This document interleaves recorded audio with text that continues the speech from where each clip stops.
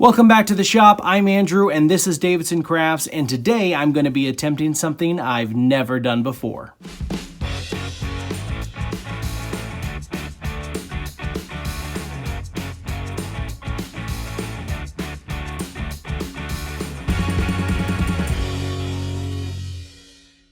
So I've seen, and I'm sure many of you have, these incredible wood and resin spheres that other creators and crafters have made. And every time I see one, I just say to myself, man, I want to make one of those. And so today, I'm just going to put on my big boy pants and attempt to do it.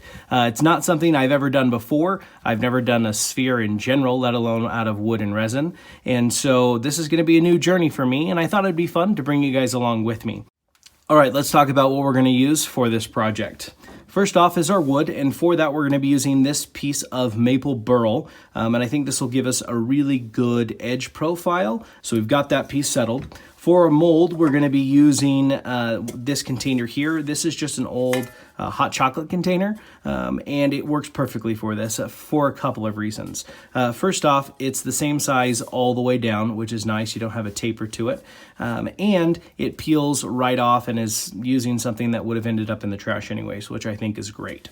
And of course, in addition to our wood, we're also going to need some resin. And for our resin, we're going to be using some Alumilite Clear Cast. So to get everything prepped for our mold, we need to get this round. So let's take this over to the bandsaw, cut our corners off so that it fits well inside of our mold. Okay, so I just realized that I had forgotten to press the record button when I was cutting this. So we'll just reenact it real quick. All right, we're all cut round, so let's go ahead and get this back over to the mold. For the mold here, we've got the wood secured to the bottom here with just a little dab of hot glue. So we'll go ahead and get our part A and B mixed together, and then we'll add our color. For our color, we're going to be using some of this Alumilite transparent green dye. When I've used this previously, it's come out a little bit more blue. In addition, we'll be adding just a little bit of this Emerald Pearl X pigment powder, and hopefully that'll give us a little bit of green to it, but I don't want to add too much because we want the resin to be pretty clear.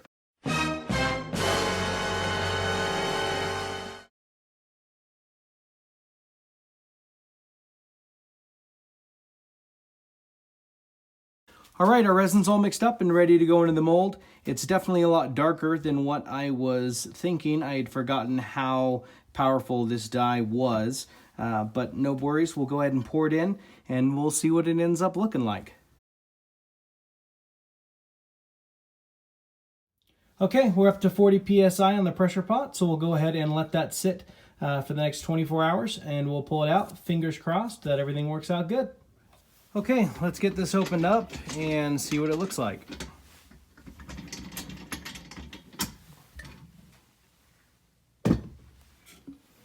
Nice.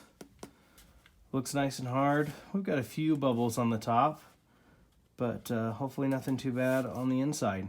So let's go ahead and get this out of the mold and get it on the lathe.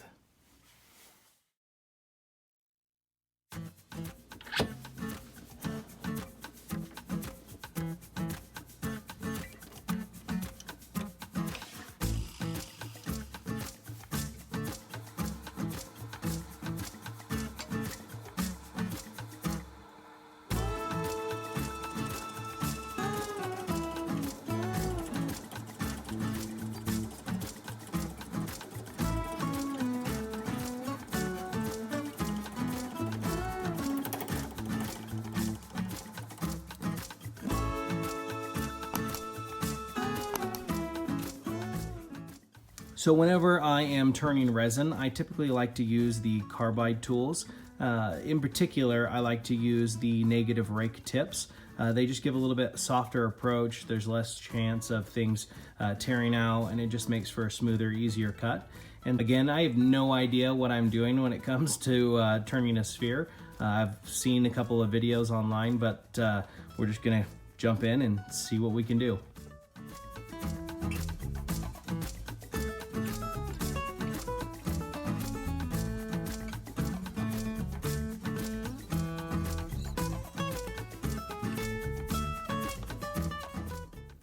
Okay, we've got things pretty round now. It's not perfect, but I think it's close enough to go ahead and move on to our next step.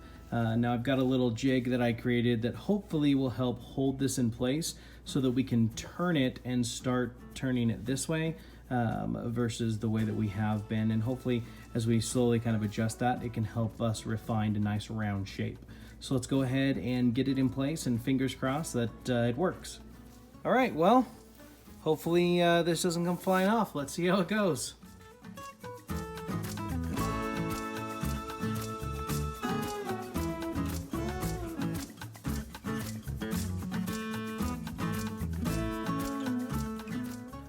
Okay, I had to abandon my other piece of my jig in favor of this funky contraption because it just, for some reason, I couldn't get my centers right, but this seems to be working all right.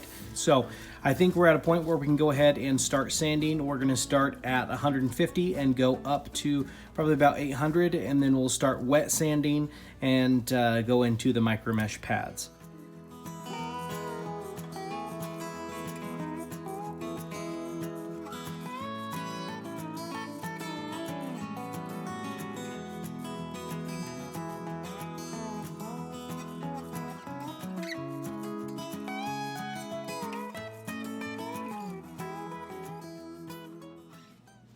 All right, guys, that's our sphere all completed.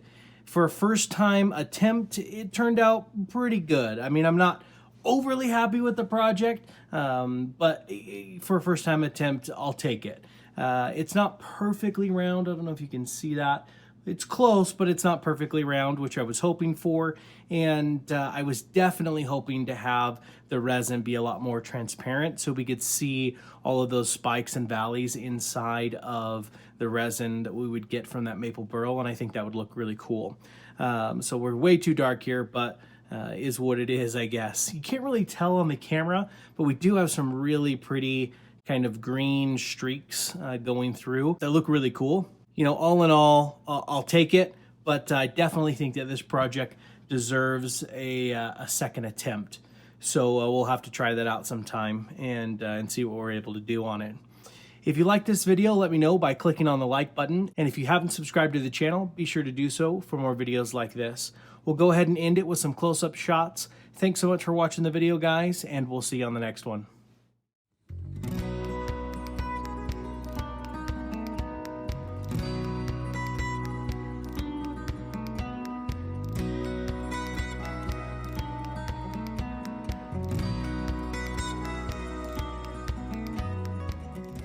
And this is Davidson Crafts, and today I'm going to be doing something. Blah, blah. Okay. We're all set up, so let's see if this crap works. We're gonna start at 150 grit. Kind of green streaks going through that look really good. If you liked the video, let me know by clicking on the like button, and if you haven't subscribed,